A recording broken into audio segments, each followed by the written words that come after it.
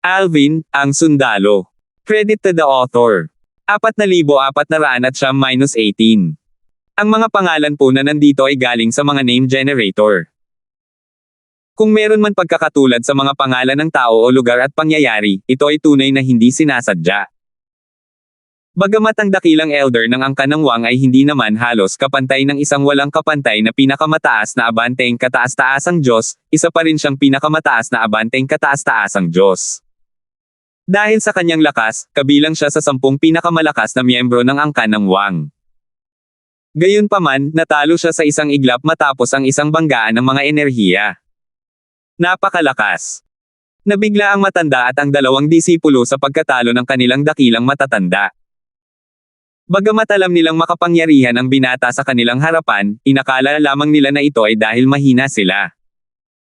Gayunpaman, pagkatapos ng pakikipag-usap sa kanilang dakilang matatanda, lumitaw sa kanila ang lakas ng binata, at sila ay natakot. Marahil, ang binata ay hindi nagyayabang at talagang may kakayahang makipagkompetensya sa pinakamalakas na miyembro ng kanilang angkan ng Wang. Tumingin si Alvin sa dakilang elder ng angkan ng Wang at bahagyang ngumiti. Dakilang elder, sa tingin mo ba ako, Fulton, ay kwalipikado na makipaglaban sa pinakamalakas na miyembro ng iyong angkan ng Wang? Hindi napigilan ni Alvin ang sarili niya nang hayaan niyang magbanggaan ang enerhiya ng kabilang panig. Kailangan niyang ipakita sa kabilang panig ang kanyang lakas para maayos na maituloy ang kanyang plano.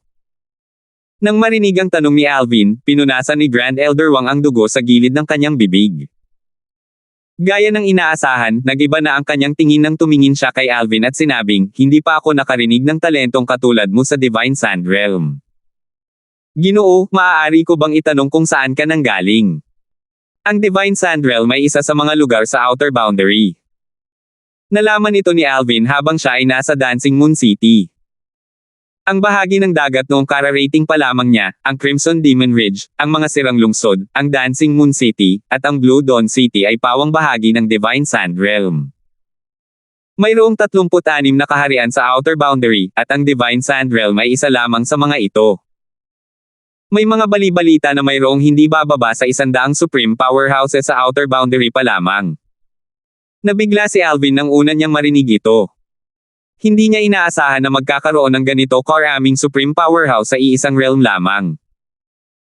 Gayunpaman, sa kanyang paglalakbay patungong Blue Dawn City, nadaanan niya ang mga puwersang may mga Supreme Powerhouse at hindi na nakakagulat na mayroong mahigit 100 Supreme Powerhouse sa Divine Sand Realm lamang. Ang Dancing Moon City lamang ay may 5 Supreme Powerhouse, at ngayon sa Blue Dawn City, mayroong 4 na Supreme Powerhouse. Sa 2 lungsod lamang, mayroong 9 na Supreme Powerhouse. Sa Divine Sand Realm, mayroong mahigit 12 lungsod tulad ng Dancing Moon City at Blue Dawn City. Hindi na kailangang sabihin, ang ilang mga lungsod ay mayroon lamang 1 o 2 Supreme Powerhouse. Kahit na noon, ang bilang ng mga Supreme Powerhouse sa Divine Sand Realm ay humigit kumulang 50. Mahinahong sumagot si Alvin, hindi ako taga Divine Sand Realm. Narinig ko ang tungkol kay Lucille, ang nangungunang kagandahan ng Blue Dawn City, at umibig ako sa unang tingin nang makita ko ang kanyang larawan. Iyon ang layunin ng aking pagbisita. Plano kong sumali sa Wang Clan kung tatanggapin niya ako. Gayunpaman, wala akong planong manatili magpakailanman sa clan. Maaaring manatili ako ng daan-daang taon o libu-libong taon, o kahit 10,000 taon, ngunit hindi ako mananatili magpakailanman. Plano kong isama ang aking asawa at libutin ang mundo. Gusto ko siyang dalhin sa iba't ibang lugar, at kasabay nito, gusto ko ring magsanay at makakuha ng karanasan. Gayunpaman, kung kailangan ng tulong ng Wang Clan, tiyak na hindi ako mag-aatubiling tumulong hanggat kaya ko. Ang aking layunin ay maging isang Supreme Powerhouse. Kung hindi ko iiwan ang Wang Clan at maglilinang lamang dito, maaaring hindi ako maging isang Supreme Powerhouse. Hindi na kailangang sabihin, kahit na pagkatapos kong maging isang Supreme Powerhouse, hanggat ako ang asawa ni Lucille, magiging miyembro pa rin ako ng Wang Clan. Hindi nasaraan ng loob ang dakilang elder ng angkan ng Wang sa mga salita ni Alvin. Kung tutuusin, alam niyang imposibleng manatili sa angkan ng Wang ang isang napakalakas na nilalang na tulad niya. Hindi siya sigurado kung tunay ngang umiibig si Alvin kay Lucille o kung sandali lang na humaling si Alvin, ngunit kumpara sa mga direktang inapo ng mga Supreme Powerhouse, walang dod ang mas malaki ang benepisyo ng pagpapakasal kay Lucille kay Alvin dahil handa si Alvin na sumali sa angkan ng Wang. Kung tutuusin, hindi lahat ng direktang inapo ng mga Supreme Powerhouse ay may potensyal na maging mga Supreme Powerhouse. Bukod dito, maaaring mamatay balang araw ang mga Supreme Powerhouse mula sa mga puwersang iyon. Wala ring garantiya na ang mga puwersang pinakasalan ni Lucille ay makakatulong sa angkan ng Wang. Dati, ito ang kanilang opsyon. Mas mabuti nang maging kamag-anak ng isang Supreme Powerhouse kaysa wala. Kahit papaano, walang sino man ang maglalakas loob na maghanap ng gulo sa angkan. Young Master Fulton, nakikita kong prangka kang tao, sabi ng Grand Elder ng Wang Clan. Sa kabila ng pagkatalo kay Alvin, may ngiti pa rin siya sa kanyang mukha. Kasabay nito, nagpadala siya ng voice transmission sa clan leader ng Wang Clan at sa kanyang lolo sa tuhod, isa sa dalawang Supreme Elder ng Wang Clan. Lolong Elder Wang, masyado kang magalang sa akin, sagot ni Alvin nang may bahagyang ngiti. Matapos ipaalam ng dakilang matatanda ng angkan ng Wang sa pinuno ng angkan at sa kanyang lolo sa tuhod ang tungkol sa panukala ni Alvin, medyo pumayag ang pinuno ng angkan. Naisip din niya na malaki ang maitutulong ng angkan ng Wang kung pakakasalan ni Alvin si Lucille. Kasabay nito, ang lolo sa tuhod ng Wang Clan, isang kataas-taasang elder ng Wang Clan, ay nagpahayag din ng kanyang handaang makipaglaban kay Alvin. Kung totoo na si Alvin ay wala pa sa 10,000 taong gulang at sapat ang kanyang lakas para makipaglaban sa kanya, hindi nila maaaring hayaang makawala ang isang kahangahangang nilalang. Kailangan nilang gawin ang lahat para manatili siya. Matapos matanggap ang voice transmission, nagpadala ng mensahe ang pinuno ng angkan sa pinuno ng paksyong kinabibilangan ni Lucille at hiniling sa kabilang panig na kumbansihin si Lucille na pakasalan si Alvin. Kung handa si Alvin na pakasalan siya, magiging isang malaking biyaya ito para sa kanya at sa angkan ng Wang. Tutal, ang kabilang partido ay wala pang ang 10,000 taong gulang ngunit halos maihahambing na sa isang walang kapantay na pinakamataas na kataas-taasang Diyos. Ang gayong tao ay maaaring maging isang kataas-taasang makapangyarihang nilalang bago pa man umabot sa 20,000 taong gulang. Bagamat may mga kataas-taasang makapangyarihang nilalang na wala pang 20,000 taong gulang sa kasaysayan ng Outer Boundary at ng Myriad Worlds, napakabihira ng mga ito, at bawat isa sa kanila ay nag-iwan ng marka sa kasaysayan. Sa isang tahimik at eleganteng patio sa ari-arian ng angkan ng Wang. Dalawang dalaga ang nakaupo sa harap ng isang mesang bato at nagkukwentuhan ng may ngiti sa kanilang mga labi. Kung naroon si Alvin, makikilala niya ang isa sa mga dalaga. Siya ang dalagang sumama sa kanya sa Blue Dawn City, si Cindy. Sa sandaling ito, ang matandang babaeng kasama ni Cindy ay nakatayo sa gilid, paminsan-minsang mapagmasid na tumitingin sa paligid. Para bang sinusubukan niyang baliwalain ang lahat ng paggalaw sa paligid niya. Sister Cindy, natatakot akong hindi na ako makakapunta sa Blue Dawn City sa susunod na pagbisita mo sa akin. Baka hindi mo na ako makita muli, sabi ng isa pang dalagang nakaupo sa tapat ni Cindy na may walang magawang ekspresyon sa kanyang maamo at magandang mukha. Nawala rin ang ngiti sa kanyang mukha nang magsalita siya. Bahagyang may bahid ng sakit ang makikita sa kaibuturan ng kanyang mga mata nang maalala niya ang kanyang kapatid na si Richard. Nang maalala niya kung gaano siya kasinungaling at cart sa kanyang kapatid, napuno siya ng pagsisisi. Sa loob lamang ng isang iglap, nagsimulang dumaloy ang mga luha sa kanyang mga pisngi. Ate Lucille, hahanapin ko si clan leader Wang mamaya at sasabihin ko sa kanya na gusto kitang imbitahan pabalik sa bahay ko bilang isang panauhin. Pagkatapos niyan, aayusin ko ang pag-alis mo. Hindi mo na kailangang bumalik sa Wang Clan. Determinadong sabi ni Cindy. Ito ang layunin ng kanyang pagbisita.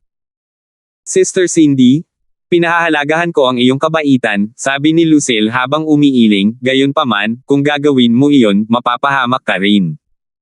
Wala akong pakialam sa gulo, Sister Lucille. Noon, kung hindi ninyo isinugol ni Brother Richard ang buhay ninyo para iligtas ako, patay na sana ako. Ngayong wala na si Brother Richard, ituturing kitang parang sarili kong kapatid. Huwag kang mag-alala. Sinabi ko na sa tatay ko ang gagawin ko, at sinusuportahan niya ako. Sabi ni Cindy. Umiling muli si Lucille. Sister Cindy, Kasalukuyang nakikipagkompetensya si Tio Yale para sa posisyon ng pinuno ng angkan sa angkan ng Yale, at ito ay isang mahalagang sandali para sa kanya ngayon. Kung guguluhin niya ang angkan ng Wang ngayon, natatakot akong iiwan siya ng kanyang mga taga-suporta. Ayokong maapektuhan si Tio Yale. Huwag kang mag-alala. Hindi naman masamang magpakasal sa isang tao. Kahit na hindi ko siya gusto, matututunan ko pa rin siyang magustuhan. Bagamat mahinahon na nagsalita si Lucille, sa kaibuturan ng kanyang puso, pakiramdam niya ay wala siyang magawa. Sino ba ang handang magsakripisyo para sa kapakanan ng kanilang angkan? Sa sandaling ito, may sumigaw ng malakas mula sa labas ng patio, Lucille. Kasunod nito, isang matandang lalaki na may puting buhok ang mabilis na naglakad papasok sa looban. Tumayo si Lucille at binati ang matanda. Lolo. Sumunod din si Cindy at tumayo rin. Ang matandang lalaki ang pinuno ng pangkat na kinabibilangan nina Lucille at Richard. Inalagaan niya sila simula pa noong bata pa sila at tinatrato sila na parang mga apo niya. Binibining Yale, nandito ka rin, nakangiting sabi ng matandang lalaki nang makita niya si Cindy. Noon, ang angkan ng Yale ay walang-wala kumpara sa angkan ng Wang na mayroong pinakamataas na kapangyarihan. Gayunpaman, ngayon, ang angkan ng Yale ay hindi na mas mababa sa angkan ng Wang dahil ang angkan ng Yale ay mayroong tatlong kapangyarihan na halos maihahambing sa walang kapantay na mga nangungunang Diyos.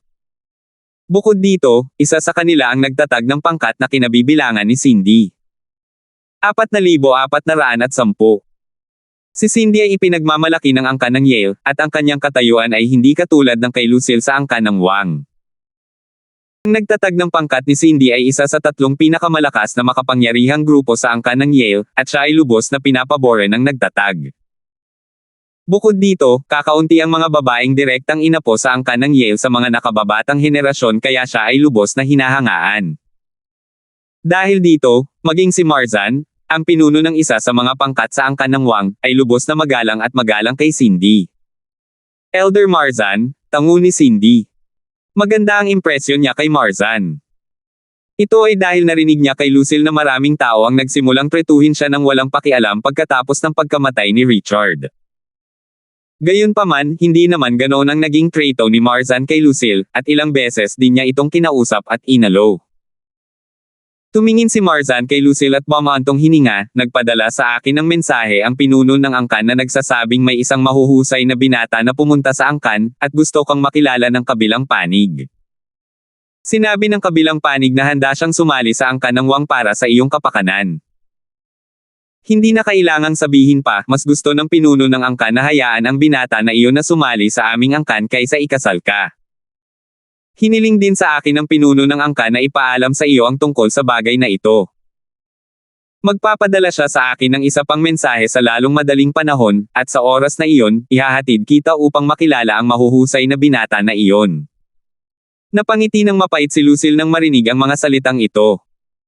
Sinabi ng pinuno ng angkan na mas gusto niyang hayaang sumama ang binata sa angkan ng Wang kaysa pakasalan ito, ngunit walang anumang pagkakaiba.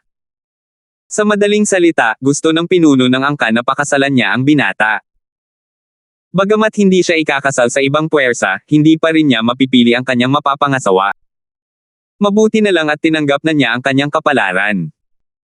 Kumunat ang noo ni Cindy at sinabi kay Marzan, Elder Marzan, pumunta ako sa pagkakataong ito para imbitahan si Sister Lucille sa angkan ng Yale bilang panauhin para makapagpahinga siya. Elder Marzan, sana matulungan mo siyang maantala ang bagay na ito.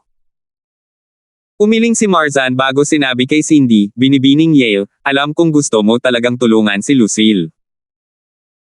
Gayunpaman, ipinapayo ko sa iyo na sumuko ka na. Kung kumalat ang balita tungkol dito, maaapektuhan nito ang iyong ama. Maaari pa nga nitong hadlangan ang iyong ama na maging pinuno ng angkan ng Yale.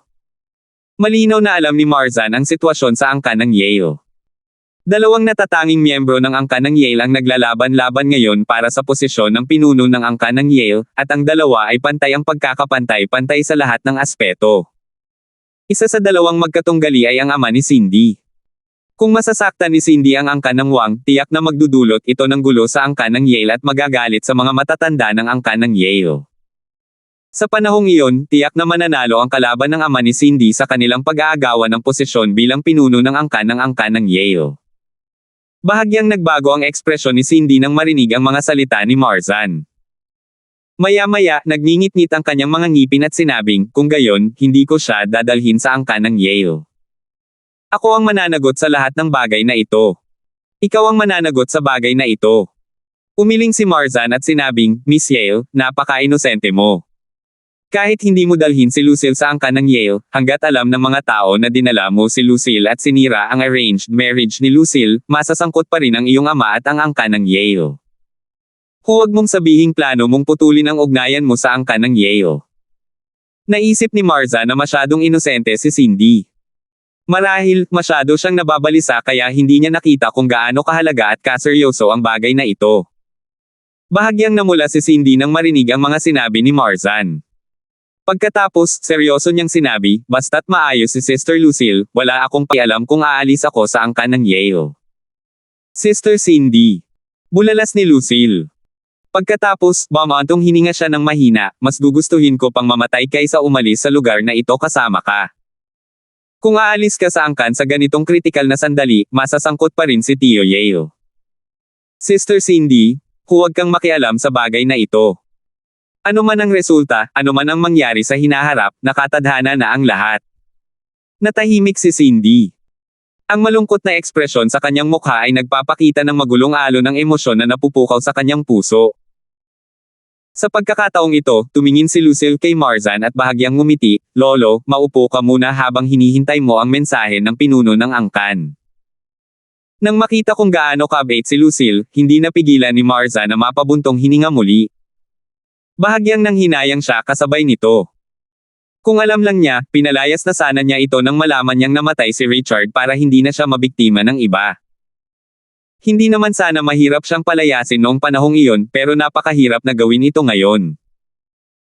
Tutal, maraming matatanda at matataas na opisyal sa Hanay na inuuna ang interes ng angkan ang nakatitig na ngayon kay Lucille, umaasang magagamit siya para palakasin ang angkan. Pagkatapos umupo, napalitan ng ngiti ang seryosong ekspresyon sa mukha ni Marzan bago niya sinabi, Lucille, kumpara sa pagpapakasal sa ibang puwersa, mas mainam na magpakasal sa isang taong handang manatili sa ating angkan. Nabalitaan ko mula sa nakatatanda sa pangkat ng nagpapatrolya na ang binata ay napakagwapo. Higit sa lahat, napakalakas niya kahit bata pa. Sa usapin ng talento, kahit ang pinakanatatanging miyembro sa nakababatang henerasyon sa ating angkan ay mas mababa sa kanya. Sa katunayan, walang sino man sa nakababatang henerasyon sa Divine Sand Realm ang makakapantay sa kanya. Sigurado akong maraming babae ang naaakit sa binata na iyon, ngunit tila ikaw lang ang gusto niya. Marahil, balang araw, matutuwa ka na nakilala mo siya. Hindi sineryoso ni Lucille ang mga sinabi ni Marzan. Inakala niyang sinusubukan lang siyang aliwin nito. Kung tutuusin, kung ang kabilang panig ay napakahusay, bakit pa siya mahuhulog sa isang taong katulad niya? Ang tanging bagay na nakilala siya ay ang pagiging numero unong kagandahan sa Blue Dawn City, at ang Blue Dawn City ay isa lamang sa maraming lungsod sa Divine Sand Realm. Lalo na ang buong Outer Boundary at ang Myriad Worlds, marami pang mas magaganda kaysa sa kanya sa Divine Sand Realm pa lamang. Inakala rin ni Cindy na sinusubukan ni Marzan na aliwin si Lucille, at nakita rin niya na masyadong eksaherado ang mga sinabi nito. Hindi niya maiwasang sabihin, Elder Marzan, kung napakahusay niya, paano niya magagawang sumali sa Wang Clan para lang kay Sister Lucille? Base sa sinabi mo, malaki ang potensyal niya na maging isang supreme powerhouse sa hinaharap. Bakit papayag ang isang taong iyon na sumali sa Wang Clan para lang sa isang babaeng hindi pa niya nakikilala noon? Larawan lang naman nito ang nakita niya. Mula nga pala sa isang medyo makapangyarihang angkan si Cindy. Marami siyang alam at nakilalang tao. Alam niya kung gaano ka-arrogant ang mga batang prodigy na iyon. Sa kanyang pagay, imposibleng magpakasal ang isang prodigy sa angkan ng isang babae, lalo na't hindi siya makikinabang sa pagsali sa angkan. Sa kabaligtaran, sa kasong ito, malamang na kailangan umasa ang angkan ng Wang sa binata sa halip na sa kabaligtaran. Kaya naman, kung ang binata ay kasing husay ng sinabi ni Marzan, walang paraan para sumali siya sa angkan ng Wang. Samantala, walang kaalam-alam si Alvin sa usapan sa pagitan ni Lucille at ng iba pa. Nakikipagkita na siya ngayon sa pinuno ng angkan ng Wang sa bulwagan. Ang pinuno ng angkan ng Wang ay isang matangkad at matipunong lalaking nasa katanghaliang gulang na tila may walang hanggang seryosong ekspresyon sa kanyang mukha. Mayroon siyang malinaw na parang bulate na peklat sa kanyang noo. Hindi mahirap tanggalin ang ganoong peklat, ngunit dahil iniwan niya ito roon, tiyak na may layunin ito. Matapos dalhin sa bulwagan ng pagtanggap, sinabi ng dakilang elder ng angkan ng Wang, pinuno ng angkan, ito si Batang Panginoong Fulton. Pagbati, pinuno ng angkan na si Wang. Ako si Fulton, magalang na sabi ni Alvin. Bagamat alam niyang hindi siya kayang tapatan ng kabilang panig, alam niyang kailangan niyang mag-iwan ng magandang impresyon sa kabilang panig dahil sa kanyang misyon. Kung masasaktan niya ang kabilang panig, mas mahihirapan ang kanyang plano na ilabas ang kapatid ni Richard. Young Master Fulton, tugon ng clan leader ng Wang clan. Sinuri niya si Alvin gamit ang kanyang banal na kamalayan at kinumpirma na hindi lamang mukhang bata si Alvin at talagang bata pa nga si Alvin. Dahil dito, magalang din siya kay Alvin. Bukod dito, narinig niya ang nangyari kanina. Hindi siya gaanong mas malakas kaysa sa Grand Elder ng Wang clan, ngunit ang Grand Elder ay lubos na nagdusa dahil kay Alvin. Ngumiti ang pinuno ng angkan ng Wang at magiliw na sinabi, ako si Kerlan, ang pinuno ng angkan ng Wang clan. Kung makakasama mo si Lucille, hindi lang ito isang karangalan para kay Lucille, kundi karangalan din ito para sa angkan ng Wang. Batang Panginoon Lee, narinig ko na gusto mong makipaglaban sa isa sa aming mga kataas-taasang nakatatanda. Nakausap ko na siya, at handa siyang makipaglaban sa iyo. Sinabi ng kataas-taasang nakatatanda na dahil galing ka sa malayo, dapat kang magpahinga sa aming angkan ng ilang araw at mabawi ang iyong lakas bago ka makipaglaban sa kanya. Umiling si Alvin at sinabing, hindi na kailangan yan. Pinuno ng angkan na si Wang, pakisabi naman sa kataas-taasang elder na maaari na akong makipaglaban ngayon kung papayag siya. Nang makita ang nag-aalangan na ekspresyon sa mukha ni Kerlan, idinagdag ni Alvin, pagkatapos makipaglaban sa Supreme Elder, gusto kong formal na makilala si Miss Lucille. Gusto kong patunayan ang aking lakas sa lalong madaling panahon upang malaman ng Wang clan na karapat-dapat ako kay Miss Lucille. Nang marinig ang mga salita ni Alvin, ngumiti si Kerlan at sinabing, sige. Dahil mapilit ka, magpapadala ako ng mensahe sa kataas-taasang elder. Maya-maya, natanggap ni Kerlan ang tugon mula sa kataas-taasang elder at nakangiting sinabi, Young Master Fulton, hiniling sa akin ng kataas-taasang elder na dalhin ka sa kanya. Ayaw naming magdulot ng malaking kaguluhan kaya maglalaban ka sa special artifact ng aming angkan. Mayroon ka bang anumang pagtutol? Kung iba ang gusto mo, maghahanap kami ng isang liblib na lugar para sa iyo para sa pakikipaglaban. Umiling si Alvin at sumagot, wala akong tutol. Kung sapat na matatag ang espasyo sa special artifact, maaari tayong maglaban doon. 4,411. Ang kapanganakan ng isang pinakamataas na makapangyarihang tao. Sa luntiang lungsod ng apoy ng banal na kaharian ng buhangin. Ang Green Billow City ay isa ring malaking lungsod sa Divine Sand Realm na may mga kataas-taasang makapangyarihang naghahari dito. Ang katayuan nito ay kasing taas ng Dancing Moon City at Blue Dawn City. Gayunpaman, kamakailan lamang, ang Dancing Moon City ay naging isang wasak na lungsod. Dahil sa pagkawasak ng 5 pangunahing angkan at ang pagkawasak na iniwan ng mabangis na labanan, ang lungsod ay hindi na naging maunlad tulad ng dati. Madalas mangyari ang mga katulad na bagay sa outer boundary. Ang isang malaking lungsod ay maaaring umuunlad balang araw, ngunit maaari itong maging isang wasak na lungsod sa isang iglap.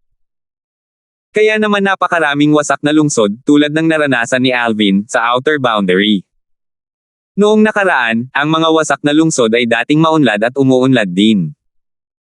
Sa Green Billow City, mayroong 5 angkan na nasa unang ranggo, at bawat isa sa mga angkan ay mayroong pinakamataas na kapangyarihan. Natural na monopolyo ng 5 pangunahing angkan ang pinakamahuhusay na mapagkukunan sa lungsod, at ang mahigit 100 angkan na nasa pangalawang ranggo ay tanging pagpapasakop lamang ang kaya nilang gawin. Tutal, ang mga angkan na nasa pangalawang ranggo ay mas mahina kaysa sa mga angkan na nasa unang ranggo. Wala silang magagawa kahit na sila ay hindi masaya. Dahil dito, maraming miyembro ng mga second-rank clan ang nagsikap na maging isang supreme powerhouse. Kapag lumitaw ang isang supreme powerhouse sa isang second-rank clan, ang clan ay iaangat sa isang first-rank clan. Ngayon, nagkaroon ng malaking kaguluhan sa Green Billow City. Swoosh! Swoosh! Nagtipon ng maitim na ulap sa kalangitan sa itaas ng Green Billow City habang kumukurap ang kidlat kasabay ng mga tunog ng kulog. Tila uulan, ngunit hindi bumuhos ang ulan ng matagal. Sa oras na ito, isang walang kapantay na maliwanag na ilaw ang biglang kumislap, na sandaling nagliwanag sa madilim at mapanglo na Green Billow City. Boom! Isang malakas na pagsabog na tila kayang yanijin ang langit at lupa ang umalangaw-ngaw sa hangin, na nagpadala ng mga shockwave sa Green Billow City. Kasunod nito, sa ilalim ng mapagmasid na tingin ng lahat, isang figure ang pumailang lang sa kalangitan mula sa isang mansyon sa Green Billow City. Kumislap ang mga kidlat sa paligid ng figure habang ang kawalan ay umiikot at pumihit. Bigla na lamang, ang mga ulap, ang mga kidlat, ang mga tunog ng kulog, at maging ang figure ay naglaho. Nataranta ang lahat nang makita nilang biglang kumalma ang magulong kalangitan. Masyadong biglaan ang pagbabago. Anong nangyayari? Kasabay nito, 5 figure ang lumitaw sa kalangitan sa itaas ng panloob na lungsod ng Green Billow City at nagsimulang mag-usap sa isa't isa. May bamantong hininga, hindi ko inaasahan na ang pang-anim na pinakamakapangyarihang tao sa Green Billow City ay ang taong iyon mula sa angkan ng mold. Ang matandang iyon ay mula sa parehong henerasyon ko. Ang kanyang talento at pangunawa ay hindi mas mahina kaysa sa akin noon. Gayunpaman, dahil sa heavenly tribulation, ang kanyang tagumpay ay naantala. Kung hindi, matagal na sana siyang naging isang supreme powerhouse. Napakaswerte talaga ng lalaking iyon. Nasugatan siya noong heavenly tribulation. Kahit maliit lang ang pinsalang iyon, maaapektuhan siya nito dahil halos maihahambing lang siya sa isang walang kapantay na top advanced supreme god. Kung hindi siya makakalusot at magiging isang supreme powerhouse, sandali na lang bago siya mapatay ng heavenly tribulation. Sa anumang kaso, nalampasan na niya ang lahat, at mayroon na ngayong pang-anim na pinakamataas na kapangyarihan sa Green Billow City. Ang Mold Clan din ang magiging pang-anim na first-rank clan sa Green Billow City. Ipaalam natin sa mga miyembro ng ating mga angkan. Hayaan ang mga nakababata na ipamahagi ang ilan sa ating mga ari-arian sa angkan ng Mold. Mula ngayon, ang angkan ng Mold ay isang pangunahing angkan na katulad ng sa atin. Hindi tulad ng iba, ang 5 supreme powerhouse ng 5 pangunahing angkan sa Green Billow City, na nagtipon, ay natural na alam na nila ng maaga na may isang taong naging supreme powerhouse. Bukod dito, alam din nila ang pagkakakilanlan ng ibang tao. Lahat sila ay supreme powerhouse at naranasan na nila ito dati. Naranasan na nila ang fenomenong ito dati. Sandali silang dinala sa kalawakan, kung saan ang kanilang mga enerhiya ay ganap na nabago, bago sila muling ipinadala, at naging isang tunay na supreme powerhouse. Walang anumang panganib na kasama sa prosesong ito. Hindi na kailangang sabihin, mahirap ang paglilinang hanggang sa puntong ito. Bukod sa paglilinang, kailangan ng isang tao na matugunan ang maraming mga kinakailangan upang maging isang supreme powerhouse. Kung matutugunan lamang niya ang mga kinakailangan ay lilito ang kababalaghan. Sa oras na iyon, tatamaan ng kidlat ang isang tao bago pa man mapino ang kanyang katawan sa kalawakan. Kung tungkol naman sa taong mula sa angkan ng Mold na naging isang supreme powerhouse, kapag bumalik siya mula sa kalawakan, siya ay magiging isang supreme powerhouse, nakatayo sa pantay na lupa kasama ang iba pang 5 supreme powerhouse ng Green Billow City. Bagamat kakalusot pa lang niya, maaaring hindi siya mas mahina kaysa sa kanila kahit na ang ilan sa kanila ay nakalusot na 10,000 taon na ang nakalilipas. Matapos makapasok sa larangan ng mga Supreme Powerhouse, napakahirap na proseso ang patuloy na pagpapalakas ng isang tao. Dahil dito, halos lahat ng Supreme Powerhouse ay pantay-pantay ang pagkakatugma. Ang mga pagkakaiba sa lakas ay kadalasang dahil sa kanilang kakaibang pangangatawan o maging sa kanilang uri ng hayop. Ang mga tao, sa bagay na ito, ay nasa kawalan. Nang ang mga tao ay naging pinakamataas na makapangyarihang nilalang, ang kanilang mga katawan ay pino at pinapagaan ng langit at lupa. Gayunpaman, dahil sa pangangatawan ng tao na mas mababa kaysa sa mga demonyo at iba pang nilalang, ang epekto ng pagbabago ay mas mahina rin kumpara sa ibang mga nilalang. Gayunpaman, hindi na kailangang sabihin, kahit ang pinakamahinang supreme powerhouse ng tao ay mas malakas kaysa sa sinumang demonyo o nilalang na hindi pa nakapasok sa kaharian ng mga supreme powerhouse. Sa oras na ito, sa wakas ay naunawaan na ng iba pang mga naninirahan sa Green Billow City ang ibig sabihin ng phenomenon.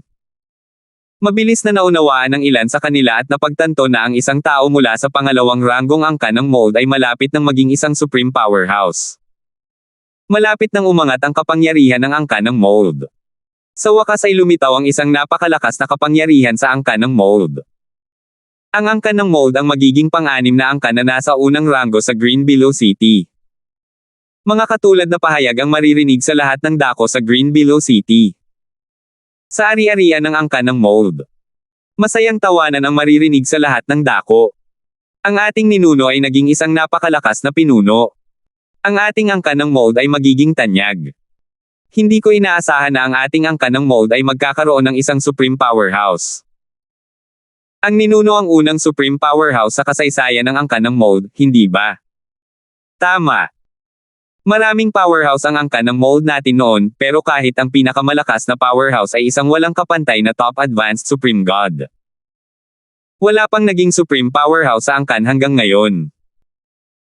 Pagkatapos bumalik ang ating ninuno, ang ating angkan ng mold ay magiging isang first rank clan sa Green Below City. Kanina, nakatanggap ako ng mga mensahe mula sa mga kaibigan ko sa 5 pangunahing angkan. Sinabi nila na nagpatawag na ng pagpupulong ang mga miyembro ng kanilang angkan upang talakayin ang pamamahagi ng mga ari-arian sa aming angkan. Nasaksihan ko ang pagsikat ng ating angkan. Kahit mamatay pa ako ngayon, wala akong pagsisisihan. Kasabay nito, sa isang marangyang patio sa ari-arian ng angkan ng mold. Kumislap ang mga mata ng isang binata na may kakaibang halong pananabik at mali siya. Ngumisi siya habang bumubulong sa sarili, minaliit ako ng Wang Clan sa Blue Dawn City noong nag-propose ako ng kasal. Akala ba nila hindi ako sapat dahil walang superior powerhouse ang clan ko? Tingnan mo, ngayon ay may superior powerhouse na ang clan mold natin. Bukod pa rito, siya ang nagtatag ng paksyong kinabibilangan ko, at ako lang ang direktang inapo niya. Batid ng binata na pinahahalagahan siya ng kanyang ninuno. Noong nakaraan, kapag kailangan niya ng isang bihirang halamang gamot habang naglilinang, naglalakbay ang kanyang ninuno sa isang lugar na puno ng panganib upang makuha ang bihirang halamang gamot na makakatulong sa kanya na maglinang ng maayos. Alam niyang sa kanya nakasalalay ang lahat ng kanyang pag-asa. Kapag bumalik ang ninuno, sasabihin ko sa kanya na gusto kong pakasalan ang babaeng iyon mula sa angkan ng Wang sa Blue Dawn City. Kahit hindi personal na bumisita ang ninuno sa angkan, sigurado akong magpapadala siya ng isang miyembro ng angkan para gawin ito.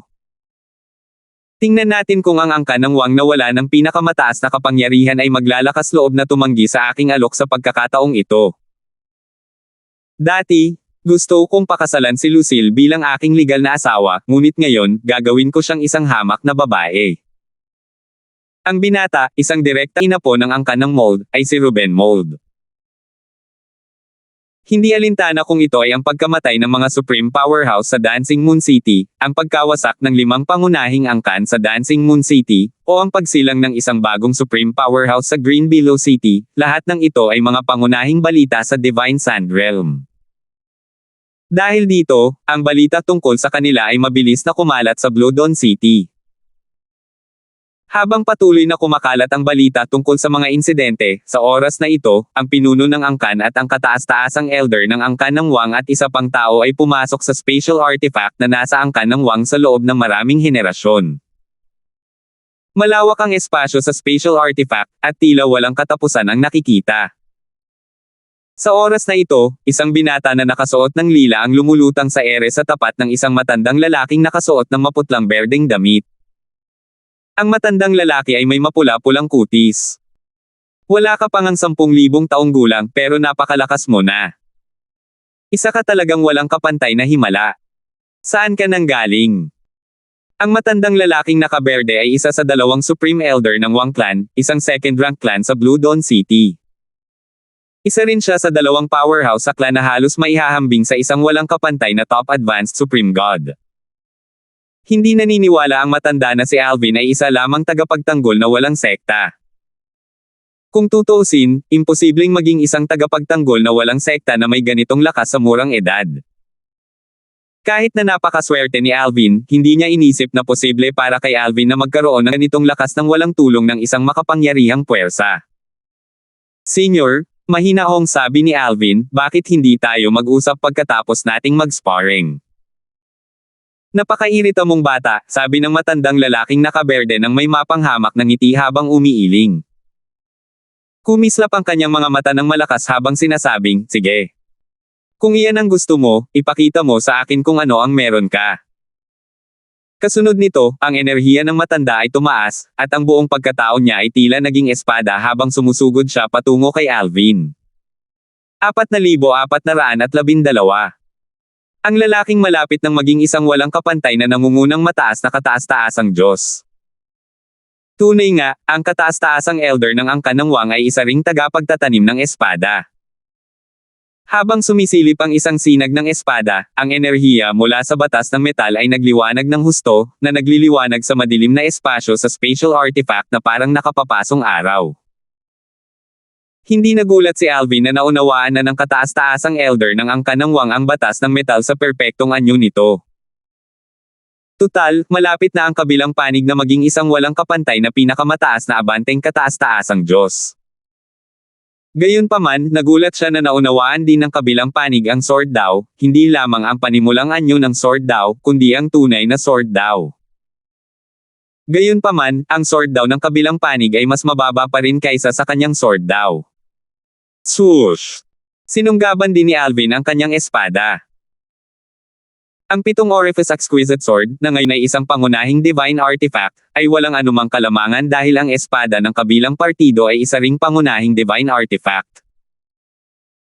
Itinuo ni Alvin ang kanyang banal na enerhiya sa kanyang espada, at isang sinag ng espada na may 7 kulay ang sumilay.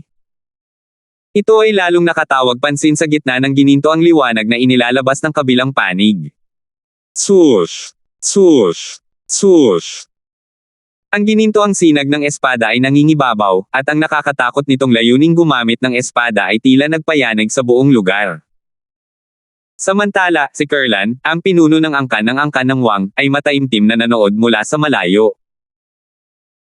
Nakipaglaban na rin siya sa kataas-taasang elder dati, at batay sa ipinakitang lakas ng kataas-taasang elder ngayon, malinaw na malaki ang napigilan ng kataas-taasang elder noong naglaban sila noon. Ang batas ng metal at sword daw ng kataas-taasang elder ay mas makapangyarihan kaysa sa kanyang inaakala. Hindi nakakapagtaka na may mga taong nagsasabi na ang ating kataas-taasang elder ang pag-asa ng ating Wang clan upang mabawi muli ang isang kataas-taasang makapangyarihang nilalang. Dahil dito, talagang may pagkakataon siyang makapasok sa kaharian ng mga kataas-taasang makapangyarihang nilalang. Lumipad si Alvin patungo sa kataas-taasang elder ng angkan ng Wang. Nang gamitin ng matandang lalaki na may puting buhok at mapula-pulang pisngi ang kanyang kapangyarihan sa dugo, naramdaman niya ang nakakatakot na lakas ng kabilang panig. Gaya ng inaasahan sa isang taong halos maihahambing sa isang walang kapantay na pinakamataas na kataas-taasang Diyos. Hindi kasama ang mga kataas-taasang powerhouse, ang kabilang panig ang pinakamalakas na kalaban na kanyang nakaharap simula nang makarating siya sa outer boundary. Hindi marami sa mga nasa ilalim ng kaharian ng mga kataas-taasang powerhouse ang kayang makipagsabayan sa kabilang panig. Senyor, kahanga-hanga ang lakas mo, gayunpaman, natatakot akong imposibleng matalo mo ako gamit ang iyong sword daw, sabi ni Alvin. Sa loob lamang ng isang iglap, nakapagpalitan na si Alvin ng mahigit 100 suntok sa matanda. Bagamat sandali siyang nahulog sa isang hindi magandang posisyon, mabilis niyang nabawi ang kalamangan. Ginamit din niya ang kanyang sword daw, na mas malakas kaysa sa sword doa ng kanyang kalaban.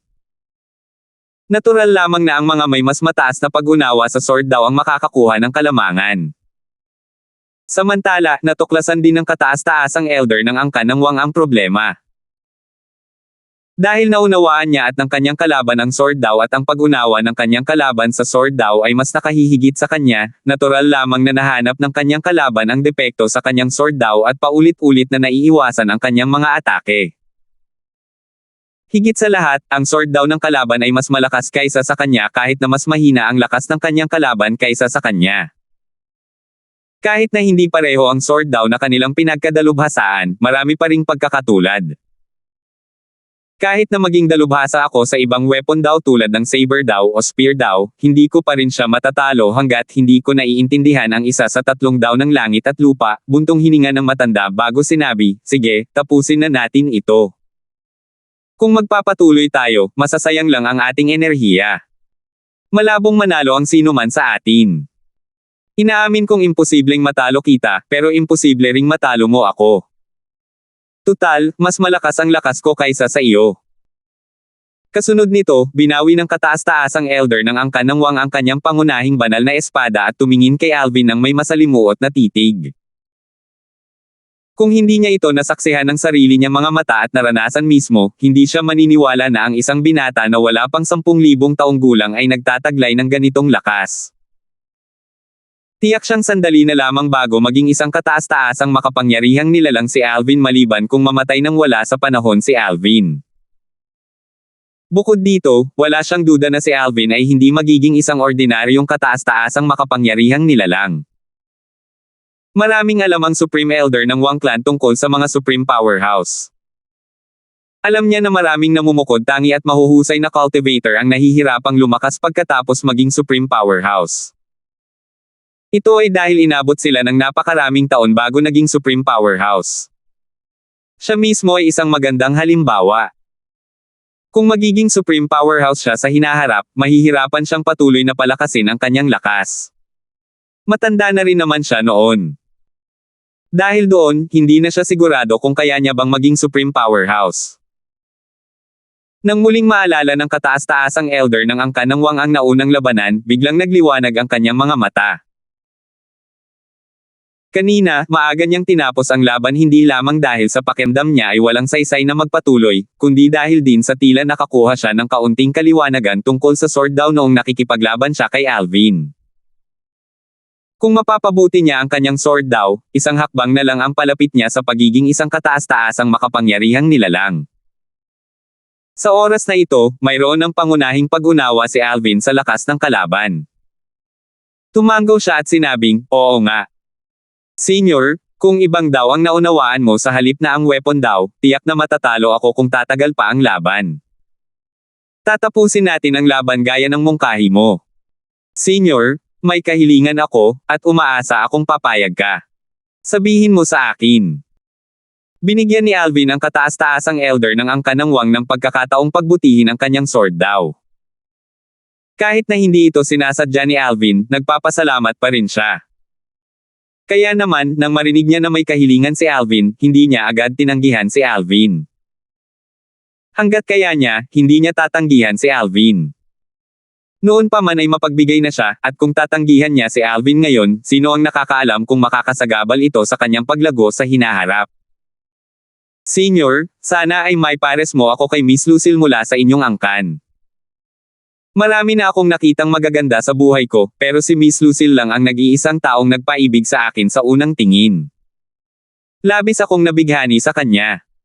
Kung hindi ko siya papakasalan, natatakot akong maging hadlang ito sa aking landas para maging isang napakalakas na pinuno.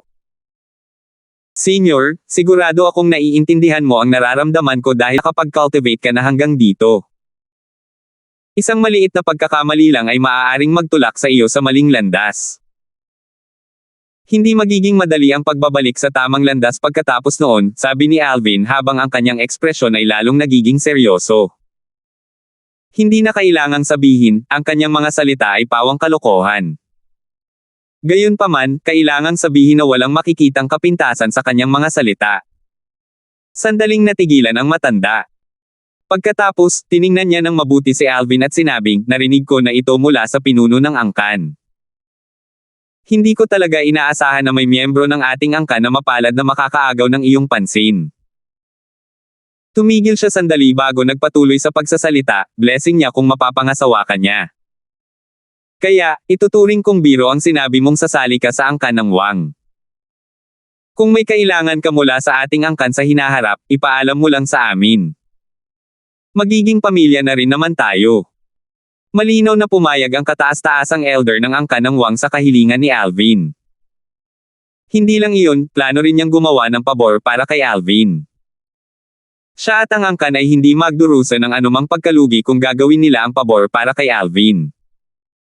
Sa kabilang banda, nagulat si Alvin sa kung gaano kagaan ang pakikitungo ng kataas-taasang elder ng angkan ng Wang. Prangka ang kabilang panig at agad na sumang-ayon na naging dahilan upang makaramdam siya ng pagkakasala. Kalimutan mo na. May utang na loob lang ako sa kanya at sa angkan. Sa hinaharap tiyak na babayaran ko sila, inalo ni Alvin ang sarili sa loob at kinalma ang sarili. Kasabay nito, ipinahayag din ng kataas-taasang elder ng angkan ng Wang ang kanyang mga intensyon sa pinuno ng angkan at sa dakilang elder ng angkan ng Wang. Sinabihan niya silang sumang-ayon sa kagustuhan ni Alvin. Walang tumutol. Tutal, sa kanilang paningin, si Fulton ay isang napakalakas at walang kapantay na prodigy na nagmula sa labas ng Divine Sand Realm. Naiintindihan ko, kataas-taasang elder. Aasikasuhin ko ng maayos ang bagay na ito, sabi ni Kurlan, ang pinuno ng angkan ng Wang clan. Kasunod nito, inilabas ni Kurlan si Alvin habang sinasabing, Young Master Fulton, mag-aayos muna ako ng matutuluyan mo. Pagkatapos niyan, magpapadala ako ng isang tao para dalhin si Lucille dito para salubungin ka. 4,413 Bago umalis, sinabi rin ng kataas-taasang elder ng angkan ng Wang kay Alvin na ang pangalan niya ay Romulus Wang. Maituturing itong isang pagsang-ayon at pagkilala sa lakas ni Alvin. Kung hindi malakas si Alvin, imposibleng maging magalang o ibigay ang pangalan niya kay Alvin ang isang taong mas matanda sa kanya. Kahit sa angkan ng Wang, hindi maraming miyembro ang nakakakilala kay Romulus. Ang alam lang nila ay ang kanyang pag-iral at magalang nila itong tinatawag na matandang ninuno o kataas-taasang nakatatanda. Kasunod nito, bago umalis si Alvin kasama si Kurlan, ang pinuno ng angkan ng Wang, magalang na ipinakilala rin ng dakilang elder ng angkan ng Wang ang kanyang sarili kay Alvin bago umalis. Personal na inayos ni Kurlan ang paninirahan ni Alvin sa lupain ng angkan ng Wang. Dinala niya ito sa isang malawak at liblib na patio. May ilang mga rock quarry na may maliit na batis na paikot-ikot sa mga ito. Lahat ng uri ng bulaklak, halaman, at puno ay nakatanim sa magkabilang panig ng batis, na umaakit ng maraming maliliit na ibon. Bata mong Panginoon Fulton, kung mayroon po kayong kailangan, pakisabi lang po sa kanya. Siya ang magsisilbi sa inyo habang kayo ay nanunuluyan. Pagkatapos nito, mag-aayos siya ng ilang katulong na mag-aalaga sa inyo, sabi ni Kurlan nang dumating ang isang ordinaryo at mabait na babae. Matapos batiin si Kurlan ng may paggalang, gulat na tumingin ang babae kay Alvin bago mabilis na yumuko.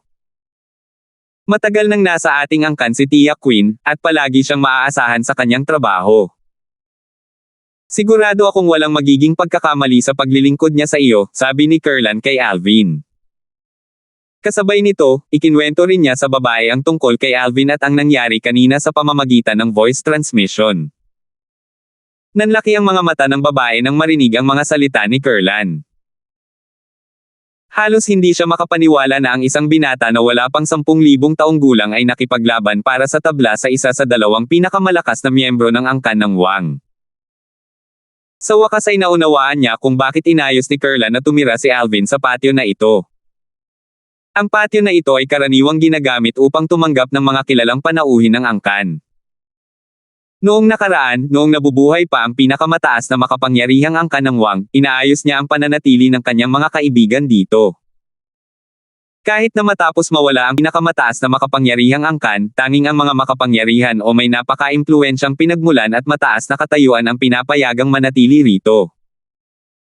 Dati, inakala niya na si Alvin ay isa lamang walang kwentang batang Panginoon mula sa isang makapangyarihang puwersa. Hindi niya inaasahan na magiging ganito ito kalakas. Salamat po, Tia Queen, nakangiting tugon ni Alvin. Natuwa ang babae nang makita niya kung gaano kagalang si Alvin. Dali-dali niyang sinabi, Young Master Lee, walang anuman. Pakisabi sa akin kung mayroon akong maitutulong. Ngumiti si Kurlan at sinabing, Young Master Fulton, gusto mo bang magpahinga muna at makipagkita kay Lucille bukas o gusto mo ba siyang makilala ngayon? Kung gusto mo siyang makilala ngayon, magpapadala ako ng isang tao para sunduin siya rito. Makikipagkita ako sa kanya bukas, sabi ni Alvin. Hindi maiiwasan na makikilala niya si Lucille kaya hindi na kailangang magmadali. Kanina, kahit hindi siya nasugatan noong nakipaglaban siya kay Romulus, naubos na niya ang ilan sa kanyang enerhiya. Kaya gusto niyang mabawi ang kanyang enerhiya. Aabutin siya ng mga 10 araw hanggang kalahating buwan bago tuluyang mabawi ang enerhiyang naubos niya. Sige, sagot ni Kurlan. Sa loob-loob niya, nagulat siya sa sagot ni Alvin. Sa huli, napagpasyahan niyang malamang gusto ni Alvin na makilala ang babaeng gusto niya noong mas maayos pa ang kalagayan nito. Tutal, bata pa naman siya noon, at mayroon din siyang taong gusto noon. Dahil ganoon nga, aalis muna ako. Magpahinga ka ng mabuti. Kung may kailangan ka na hindi kayang tulungan ni Tia Queen, ipadala mo siya sa akin. Kung may anumang bagay na apurahan, maaari mo rin siyang hilingin na tawagin ako, sabi ni Kurlan. Napakagalang at mahinhin niya sa harap ni Alvin. Hanggang sa punto na handa siyang pumunta rito para makita si Alvin kung may isang bagay na apurahan. Sa angkan ng Wang, 2 lang ang nakatanggap ng ganitong uri ng pagtrato, at sila ang 2 kataas-taasang nakatatanda ng angkan ng Wang. Ngayon, may isa pang tao, si Alvin. Sa kabilang panig ng ari-arian ng angkan ng Wang. Si Marzan, isang elder ng Wang clan, ay tumingin kay Lucille at bumaantong hininga, ipinaalam lang sa akin ng pinuno ng clan na gusto ng magpahinga ng binata ngayon kaya magkikita tayo bukas. Magpahinga ka ng maayos ngayong gabi. Hahanapin kita bukas ng tanghali at dadalhin kita sa kanya. Pagkatapos noon, umiling si Marzan at umalis. Kung maaari lang, umaasa siyang makakalaya si Lucille mula sa mga gapos ng angkan ng Wang. Sayang, imposibleng mangyari iyon. Hindi susuko ang angkan ng Wang sa isang napakagandang pyesa ng chess. Pagkaalis ni Marzan, medyo naiinis na tanong ni Cindy, ano ba ang iniisip ng lalaking yan? Paano siya naging bastos? Sabi niya gusto kanya unang makilala, tapos ngayon, nagbago ang isip niya at bukas na lang daw siya magkikita. Bakit niya ginagawa to? Sinasadya kanyang paghintayin. Lalong naiinis si Cindy habang nagsasalita siya. Sister Cindy, bahagyang umiling si Lucille habang sinasabi, siguro may dahilan siya kung bakit niya gustong magkita bukas. Huwag kang magalit dahil sa bagay na ito. Kumunat ang noo ni Cindy nang marinig ang mga sinabi ni Lucille. Pagkatapos, nagpadala siya ng voice transmission sa matandang babae, tinanong ang matandang babae kung sigurado ba siyang maaalis si Lucille sa angkan ng Wang.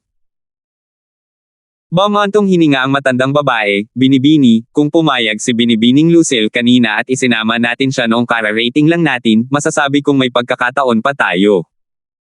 Pero ngayon, natatakot akong imposible. Nakakaramdam ako ng kaunting banal na kamalayan dito. Malinaw na binabantayan siya ng mga makapangyarihang tao sa angkan kaya hindi siya makaalis. Nawalan ng lakas si Cindy Yale nang marinig ito, at kasabay nito, lalong lumakas ang kanyang galit.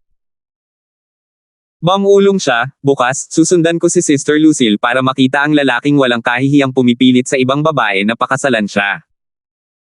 Sa kasamaang palad, kinabukasan, hinarang si Cindy ni Marzan nang dalhin niya si Lucille palayo. Sabi niya, Binibining Yale, pinapunta po ako ng pinuno ng angkan doon ng mag-isa.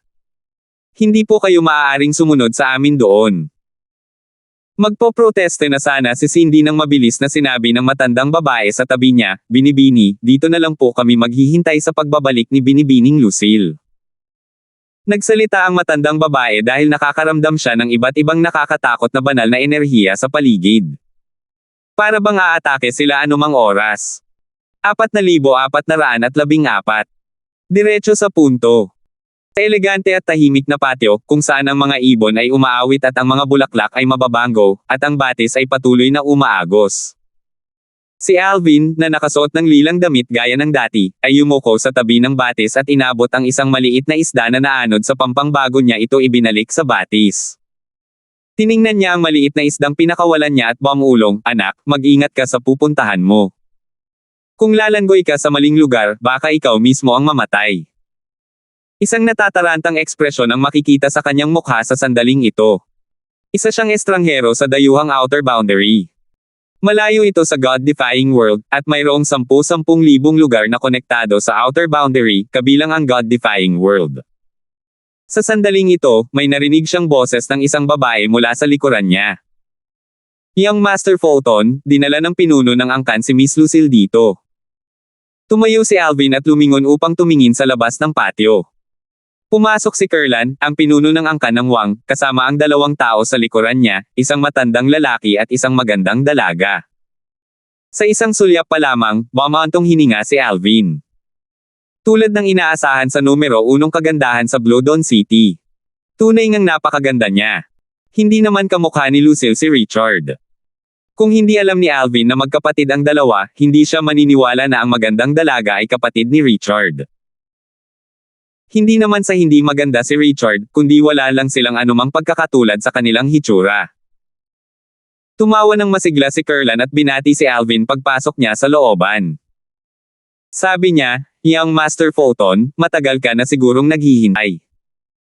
Sumunod sina Marzan at Lucille sa likod ni Kurlan. Si Marzan ang nagkusa na batiin si Alvin. Pagbati. Ako si Marzan, isang elder ng Wang clan. Ako si Lucille, isang miyembro ng aming paksayon. Mula sa pagbati ni Marzan, nalaman ni Alvin na si Marzan ang pinuno ng paksayon na kinabibilangan nina Richard at Lucille. Pinuno ng angkan na si Wang, Elder Wang, tugon ni Alvin nang may bahagyang ngiti bago lumingon kay Lucille na may naguguluhang ekspresyon sa mukha. Pagkatapos noon, tila hindi niya narinig ang sinabi ni Kurlan. Nang makita ito, hindi nagalit si Kurlan. Ngumiti lamang siya bago sinenyasan si Marzan at ang mga katulong sa looban na umalis, naiwan sina Alvin at Lucille na mag-isa sa looban. Sa kanyang palagay, ang pinakagusto ni Alvin ngayon ay ang makasama si Lucille ng mag-isa. Pagkatapos umalis, bahagyang napakunot ang noo ni Kurlan habang nakatingin kay Marzan at sinabing, "Kapatid na Marzan, si Fulton ay hindi lamang gwapo, kundi napakatalino rin." Hindi nakakahiya para kay Lucille na pakasalan siya. Alisin mo na ang pagkunot ng noo mo. Matagal nang napansin ni Kurlan ang matigas na ekspresyon sa mukha ni Marzan. Ngumiti si Marzan ng mapait at sinabing, "Pinuno ng angkan, basbas ni Lucille kung mapapangasawa niya si Young Master Fulton. Napakunot noo lang ako dahil nag-aalala akong magsawa siya sa kanya sa hinaharap at iiwan siya." Nawalan siya ng mga magulang noong bata pa siya, at si Richard na lang ang meron siya, pero ngayon, Richard. Hindi natapos ni Marzan ang kanyang sasabihin. Bumantong hininga lamang siya at umiling. Bahagyang hamupa ang kunot ng noo ni Kurlan nang marinig ito. Aniya, walang natuwa sa nangyari kay Richard. Tutal, mataas ang pag-asa ng dalawang kataas-taasang nakatatanda na maging isang kataas-taasang makapangyarihang tao siya sa hinaharap. Sa mga nakababatang henerasyon, iniisip nila na siya ang may pinakamataas na potensyal. Bilang pinuno ng angkan ng Wang clan, natural lamang na nalungkot si Kurlan nang may mangyari kay Richard. Si Richard ay isang natatanging prodigy sa kasaysayan ng Wang clan kahit na si Richard ay hindi maihahambing sa halimaw na prodigy na si Fulton. Si Richard ay maituturing na isang bihirang prodigy kahit sa Divine Sand Realm. Dahil sa noise-canceling formation sa looban, hindi narinig ni Alvin ang pag-uusap ni Kurlan at Marzan. Gayon din, hindi rin narinig ni Lucille ang usapan. Matapos makumpirma na nakaalis na si Kurlan at ang iba pa at hindi sila tinitingnan, ang natatarantang ekspresyon sa mukha ni Alvin ay agad na nawala at napalitan ng ekspresyon ng kawalang bahala. Sinabi niya, "Maupo kayo." Naglakad si Alvin papunta sa mesang bato at naupo pagkatapos imbitahan si Lucille na maupo. Sa oras na ito, bahagyang nalitaw si Lucille. Nakita niya ang natatarantang ekspresyon sa mukha ni Alvin kanina nang tumingin ito sa kanya, at ito ang dahilan kung bakit biglang bumilis ang tibok ng puso niya. Pagkatapos, biglang nagbago ang ugali nito, na nag-iwan sa kanya ng pagkalito. Lumapit si Lucille, ngunit hindi siya nang ahas na umupo. Sa halip, tumayo siya sa harap ng mesang bato at nagtanong ng nakayuko, "Batang Panginoon Fulton, ano ang iyong mga utos?" "Umupo ka," sabi ni Alvin. Sa pagkakataong ito, medyo mas malakas na ang boses niya, at medyo mas nag-uutos ang dating. Nang makitang nanginginig sa takot si Lucille at hindi pa rin umupo, umiling si Alvin at sinabing, "Umupo ka. Kaibigan ako ng kapatid mo, si Richard. Kaibigan ng kapatid ko." Hindi makapaniwalang tumangala si Lucille kay Alvin. Sabi niya, "Hindi pa kita naririnig, at hindi ka pa nababanggit ng kapatid ko." Kilala ko lahat ng kaibigan ng kapatid ko. Sa kabila ng kanyang mga sinabi, nadama ni Lucille na walang dahilan si Alvin para magsinungaling sa kanya dahil sa mataas nitong katayuan maliban na lang kung ginagamit niya ito bilang dahilan para mapalapit sa kanya. Gayunpaman, hindi rin naman iyon kailangan dahil hindi siya papayagan ng angkan ng Wang na tanggihan ang kasal na ito. Nakilala ko ang kapatid mo bago siya pumanaw, sabi ni Alvin. Agad na nagbago ang ekspresyon ng mukha ni Lucille. Pagkatapos, naglakas loob siyang tanungin si Alvin, "Young Master Fulton, ikaw, alam mo ba kung paano namatay ang kapatid ko?" Nawala sa isip ni Lucille ang kanyang kahinahunan sa sandaling ito. "Umupo ka, at mag-uusap tayo." Sa wakas ay umupo si Lucille. Nag-aalalang nagtanong siya, "Young Master Fulton, alam mo ba, alam mo ba?" Walang alam si Lucille tungkol sa mga pangyayari kaugnay ng pagkamatay ng kanyang kapatid. Kahit ang angkan ng Wang ay walang alam. Oo. Nagliwanag ang mga mata ni Lucille nang marinig ang mga salita ni Alvin, at kasabay nito, mas lalo siyang nabalisa. Ikinwento ni Alvin kung paano niya nakilala si Richard at ang sitwasyon nila ngayon. Nang malaman ni Lucille na namatay ang kanyang kapatid dahil sa pukana ng isang makapangyarihang tao, bukod sa kawalan ng magawa, nakaramdam din siya ng galit at pagdadalamati. Muli, nalungkot siya para sa kanyang kapatid. Nakapikit ang kanyang mga kamay, at kigat niya ang kanyang labi hanggang sa damyugo ito. Malinaw na nawala na ang kanyang kahinahunan at nabalisa. Pumunta ako sa pagkakataong ito para tuparin ang huling kahilingan ng kapatid mo. Gusto niyang ilayo kita sa angkan ng Wang para hindi ka magamit bilang kasangkapan ng angkan. Ang tunay kong pangalan ay Alvin, hindi Fulton. Natural lang na hindi ko ibinunyag ang pangalan at layunin ko sa iba. Kung hindi, mahihirapan akong ilayo ka, sabi ni Alvin nang hindi nagpapaligoy-ligoy. Naisip niya mas mabuting maging prangka para hindi siya tutulan ni Lucille. Mayroon ka bang ebidensya na nagpapatunay na kilala mo ang kapatid ko? Sinabi mo kanina na ibinigay niya sa iyo ang kanyang singsing pangkalawakan, tama ba? Tanong ni Lucille, naghahanap ng pangwakas na kumpirmasyon. Nang makita niya ang singsing pangkalawakan na inilabas ni Alvin, nawala ang lahat ng kanyang pagdududa. Simula nang ibigay ng kanyang kapatid ang pagmamay-ari ng singsing kay Alvin, ipinakita nito na nagtitiwala ang kanyang kapatid kay Alvin, at naniniwala siya sa paghatol ng kanyang kapatid. Matapos makumpirmang hindi nagsisinungaling si Alvin, nagtanong siya sa bahagyang nanginginig na boses, hindi mapigilan ang pagluha, "Kuya Darfield, kapatid ko, nasaktan ba siya ng husto bago siya namatay?" 4,415.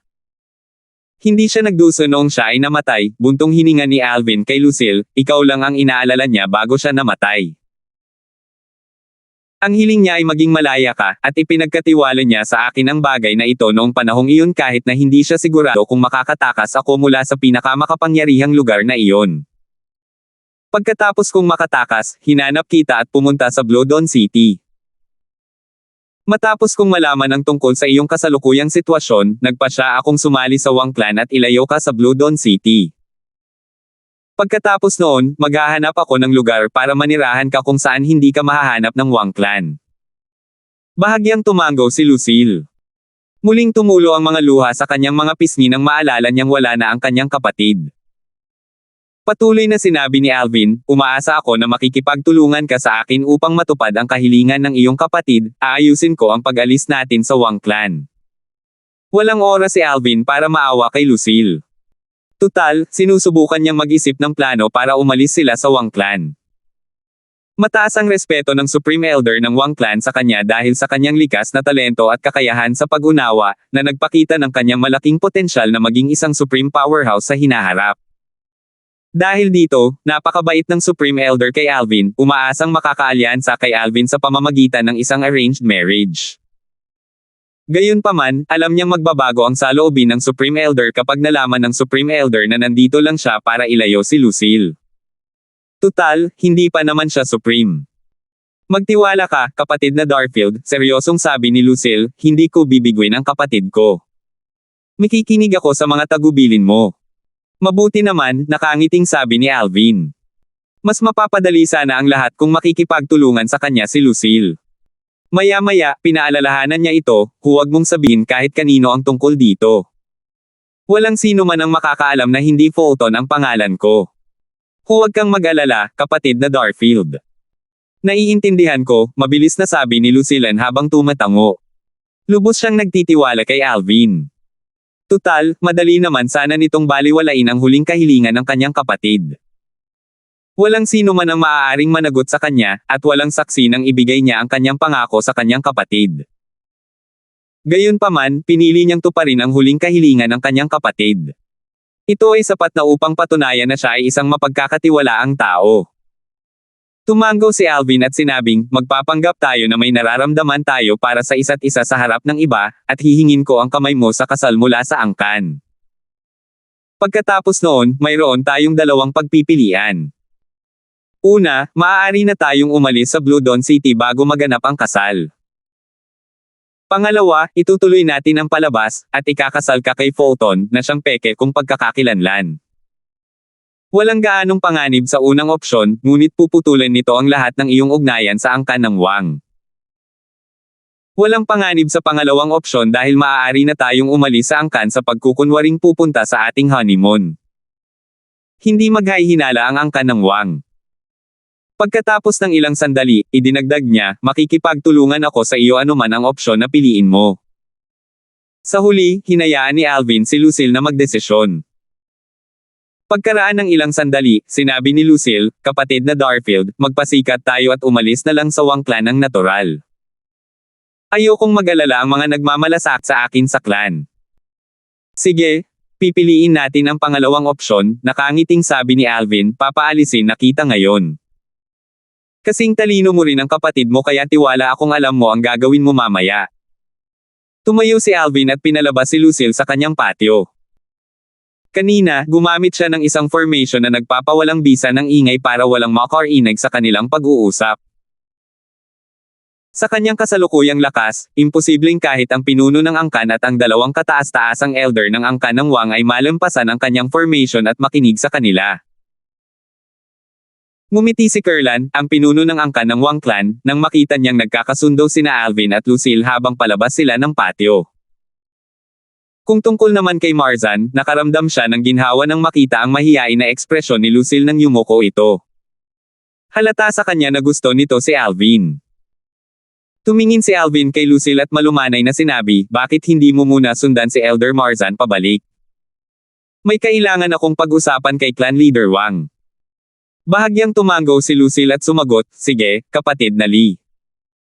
Pagkatapos noon, naglakad si Lucille papunta kay Marzan na may nahihiyang ekspresyon sa mukha.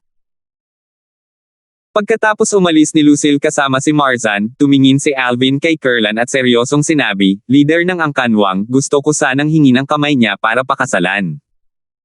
Kung maaari, gusto ko sana siyang pakasalan sa loob ng 1 buwan. Pakipadala naman ang mga imbitasyon sa lahat ng konektado sa angkan ng Wang. Gusto kong maging engranding ang kasal hanggat maaari. Samantala, gusto kong maging pansamantalang elder ng angkan. Bahagyang nagulat si Kurlan sa kung gaano kasabik si Alvin na pakasalan si Lucille. Gayunpaman, nang maalala niya ang nahihiyang ekspresyon ni Lucille kanina, naisip niya na malamang ay may gusto ang dalawa sa isa't isa. Lumawak ang kanyang ngiti nang sabihin niya, Young Master Lee, maaasahan mo ako. Magpaplano ang Wang clan ng isang engranding kasal para sa inyo ni Lucille sa loob ng 1 buwan. Binabati kita. Natural na labis na natuwa si Kurlan na si Alvin, na halos maihahambing sa isang walang kapantay na pinakamataas na abanteng kataas-taasang Diyos, ay malapit na maging bahagi ng Wang clan. Ang isang taong may talento ni Alvin at wala pang 10,000 taong gulang ay walang katulad sa kasaysayan ng Divine Sand Realm. Malapit nang maging sentro ng atensyon ng ating angkan dahil sa kasalang ito. Kailangan kong imbitahan ang lahat ng mga pinakamakapangyarihang tao na naging kaibigan ng ating ninuno. Kahit isa lang sa kanila ang dumalo sa kasal, isang karangalan iyon. Hindi magtatagal at makakabalik na sa dating kaluwalhatian ang ating angkan kasama ang isang napakalaking himala tulad ng ating pansamantalang nakatatanda. Nasabi ni Kurlan sa sarili ng may pananabik. Nang bumalik si Lucille sa kanyang patio, napangiti siya nang malawak nang makita niya si Cindy. Sabi niya, Sister Cindy, dapat ay magtagal ka pa ng kaunti. Ikakasal ako kay Brother Fulton sa loob ng 1 buwan.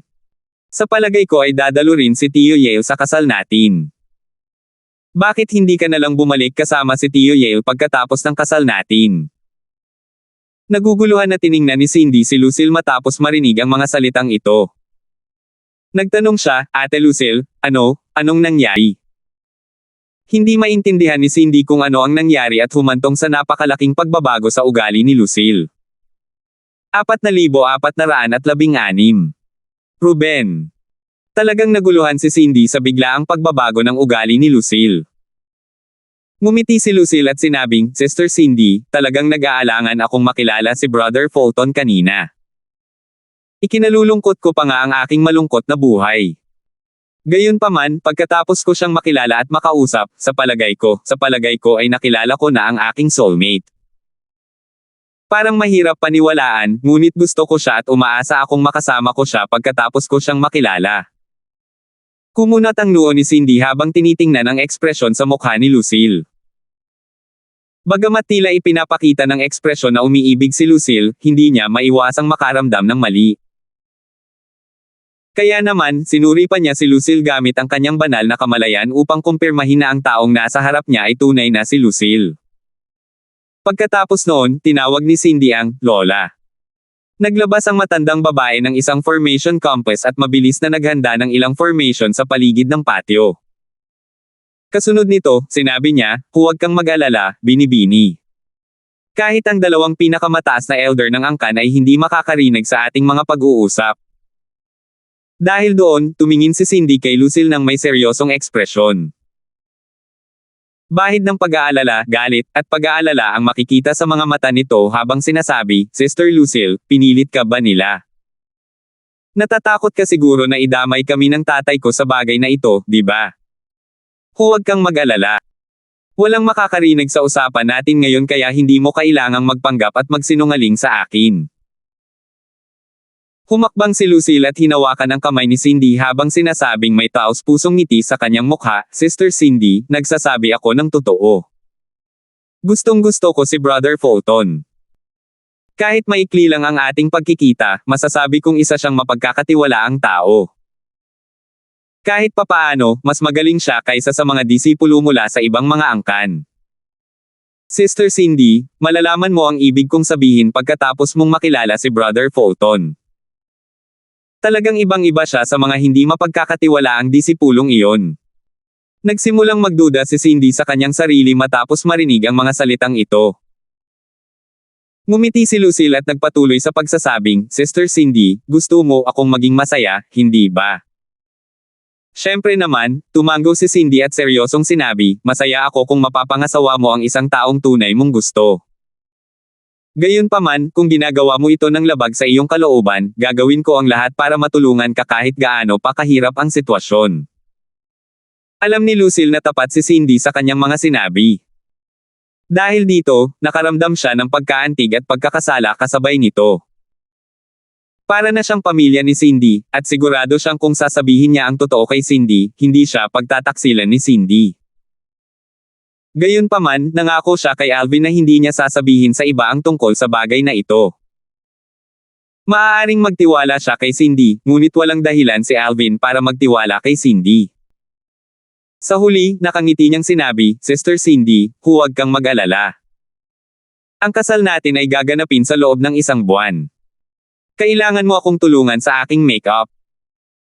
Agad na lumambot ang ekspresyon ni Cindy nang sabihin niya, tutulungan talaga kita sa iyong damit pangkasal at make-up.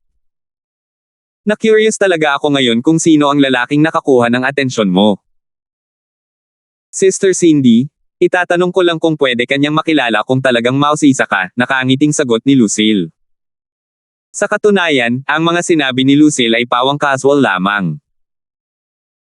Ayaw na niyang abalahin pa si Alvin matapos ang lahat ng paghihirap na ginawa nito para lamang matupad ang huling kahilingan ni Richard at ilayo siya sa angkan ng Wang. Kung tutuusin, hindi naman siya isang taong walang utang na loob. Dati, nang umalis si Kurlan sa spatial artifact ng angkan ng Wang, narinig na niya ang nangyari sa Dancing Moon City at Green Billow City.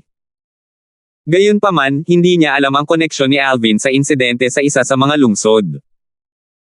Nakalimutan din niya na ang angka ng mold sa Green Billow City ay nagpadala ng isang tao sa angka ng Wang upang hingin ang kamay ni Lucille para pakasalan.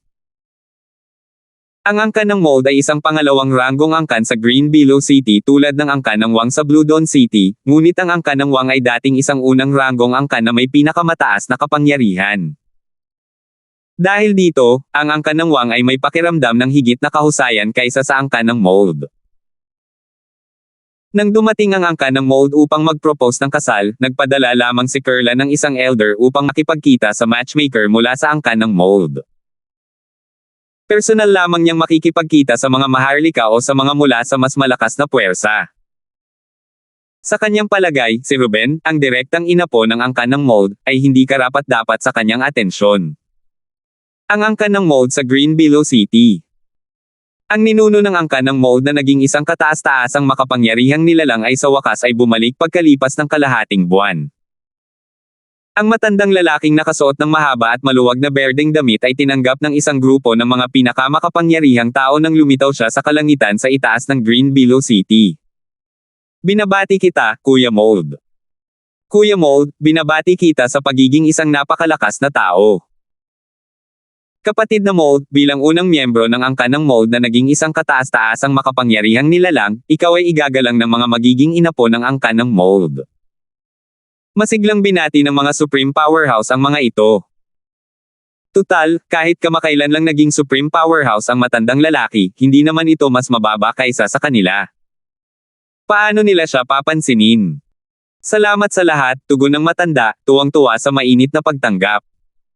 May bahid ng pananabik na makikita sa kanyang mga mata sa sandaling ito. Dati, ang pagkakaiba sa pagitan ng kanyang lakas at lakas ng mga Supreme Powerhouse ay parang langit at lupa kahit na malapit na siyang maging isang Supreme Powerhouse. Kaya naman, kailangan niyang ibaba ang kanyang sarili tuwing makakasalubong niya sila. Gayunpaman, ngayong isa na rin siyang Supreme Powerhouse, ang kanyang katayuan ay kapareho na ng sa kanila. Dahil sa kanyang mga nagawa, ang Mold Clan ay magiging isang first-rank clan din sa Green Billow City. Kapatid na Mold, ngayong isa ka ng Supreme Powerhouse, natural lang na maging first-rank clan ang angka ng Mold sa ating Green Billow City. Kuya Mold, naipamahagi na namin ang ilan sa aming mga ari-arian sa angka ng Mold. Maaari tayong makipagnegosasyon muli kung hindi pa ito sapat. Habang nakikipag-usap ang ninuno ng angka ng mold sa mga pinakamakapangyarihan, sabik na hinihintay naman ng mga miyembro ng angka ng mold ang kanyang pagbabalik. May kaguluhan sa labas. Malamang bumalik na ang matandang ninuno. May isang grupo ng mga tao roon. Sila siguro ang pinakamakapangyarihang mga angkan. Tiyak na dumating sila para tanggapin ang ating ninuno. Maghintay tayo rito hanggang sa bumalik ang matandang ninuno. Hindi nararapat na pumunta tayo roon kung tutuusin. Kasabay nito, sa ibang bahagi ng ari-arian ng angka ng mold. May masamang ekspresyon sa mukha si Ruben habang iniisip niya ang sarili, hindi lang tinanggihan ng angka ng Wang mula sa Blue Dawn City ang alok ko, kundi inimbitahan pa nila kaming dumalo sa kasal ni Lucille. Nakakabaliw. Kakausapin ko ang matandang ninuno at pagsisihan nila ang kanilang desisyon. Lucille, hindi mahalaga kung pumayag ang angka ng Wang sa kasal mo. Akin ka. Kahit na may koneksyon ang angka ng Wang sa ibang mga makapangyarihang tao, sa tingin mo ba ay ipagtatanggol ka talaga nila? Isang biro. 4,417. Ang ambisyon ni Alvin. Lungsod ng asul na bukang liwayway. Ang balita tungkol sa pagkawasak ng 5 pangunahing angkan sa Dancing Moon City at ang paglitaw ng isang bagong kataas-taasang kapangyarihan mula sa angkan ng mold sa Green Billow City ay kumalat sa buong Blue Dawn City at naging pinakamainit na paksa. Gayunpaman, ang mga bagay na ito ay mabilis na nakalimutan ng publiko nang ayanunsyo ng angka ng Wang ang kasal na gaganapin isang buwan pagkatapos. Kahit na pagkatapos ng 2 linggo, lahat ay masigasig pa ring pinag-uusapan ang kasal. May mga bali-balita na ang lalaking ikakasal, isang prodigy, ay hindi isang maharlika o mula sa isang malakas na angkan. Hindi bababasa, hindi ganoon ang kaso sa Divine Sand Realm. Sino ang nakakaalam kung mayroon siyang pambihirang pinagmulan sa labas ng Divine Sand Realm? Siguro nga'y namumukod tangi siya dahil pinayagan siya ng Wang clan na pakasalan si Lucille. Tama iyan. Hindi papayag ang angkan ng Wang sa kasal kung hindi sila makikinabang dito. Ang kasal ay gaganapin sa loob ng kalahating buwan. Lahat ng pangunahing lungsod at pangunahing angkan sa Divine Sand Realm ay tiyak na magpapadala ng kanilang mga kinatawan upang dumalo sa kasal. Iniisip ko kung mayroon bang sino man sa mga pinakamakapangyarihang tao na inimbitahan ng Wang clan ang dadalo sa kasal. Hanggat pumapayag ang isang makapangyarihang tao na dumalo, malamang na dadalo rin ang iba. Kung ganoon nga, magiging napaka-engrand ng kasal. Ang mga tao sa Blue Dawn City ay pawang mausisa tungkol sa batang prodigy na matagumpay na nag-propose kay Lucille, ang nangungunang dilag ng lungsod. Alam ni Alvin na ang kasal ay naging mainit na paksa sa lungsod dahil madalas siyang maglakad-lakad sa mga lansangan ng lungsod. Gayunpaman, hindi niya ito binigyang pansin at nakatuon sa pangangalap ng impormasyon tungkol sa angkan ng Wang at sa apat na pangunahing angkan ng Blue Dawn City. Ang apat na pangunahing angkan ng Blue Dawn City ay may tigi-isang may pinakamataas na kapangyarihan at namumuno sa lungsod. Bagamat kinamumuhian nila ang angkan ng Wang, magalang pa rin sila sa angkan ng Wang dahil sa koneksyon ng angkan ng Wang sa ilang mga may pinakamataas na kapangyarihan sa outer boundary. Dahil dito, malamang na ang apat na pinuno ng angkan ng apat na pangunahing angkan ay dadalo sa kasal sa angkan ng Wang bilang pagpapakita ng paggalang. Kahit na hindi personal na dumalo ang mga pinuno ng angkan, tiyak na magpapadala sila ng mga kinatawan na may mataas na katayuan upang dumalo sa kasal. Dati, ang angkan ng Wang ay mayroong isang Supreme Powerhouse. Kahit wala na ang Supreme Powerhouse, ang mga inapo ay nasisiyahan pa rin sa mga benepisyo. Halimbawa, ang apat na pangunahing angkan ng Blue Dawn City ang nagmamay-ari ng pinakamaraming ari-arian sa lungsod. Ang angkan ng Wang ay pangalawa lamang sa apat na pangunahing angkan sa bagay na iyon. Bilang isang second-rank clan, nagmamay-ari ito ng higit sa doble ng mga ari-arian na pagmamay-ari ng iba pang second-rank clan. Nilamon ba ng batang iyon si Kurlan? Paano niya nakumbinsi si Kurlan na payagan itong pakasalan si Lucille kung marami pang ibang angkop na kandidato sa Divine Sand Realm? Binibining Panginoon, sa palagay ko, hindi kayang tiisin ng batang iyon ang higit sa 3 galaw mula sa iyo. Gaya ng dati, naglalakad si Alvin sa mga kalye nang marinig niya ang pag-uusap na ito. Sandali siyang natigilan bago umiling at ngumiti. Magaling ang Wang clan sa paglilihim ng aking pagkakakilalan. Walang nakakaalam na halos kasing lakas ako ng isang walang kapantay na top advanced Supreme God. Matapos matuto ng higit pa tungkol sa outer boundary, kamakailan lamang napagtanto ni Alvin kung gaano kahanga-hanga ang kanyang kasalukuyang lakas sa kanyang edad. Masasabing ang isang taong tulad niya ay hindi pa nagagawang maging walang katulad sa outer boundary o kahit sa myriad worlds.